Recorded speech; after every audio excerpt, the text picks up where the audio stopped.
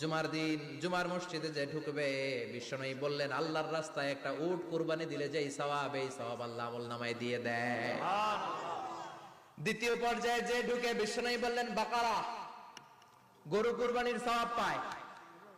তিন নম্বরে যে ঢুকবে, বিশ্বনবী বললেন কাবশা, হাদিসের ভাষায় এসেছে আল কাবাস, কাবাস মানে হলো বকরি, বকরি কুরবানির সওয়াব। চার নম্বরে যে ঢুকবে তার হচ্ছে দাজাজা, দাজাজা মানে মুরগি।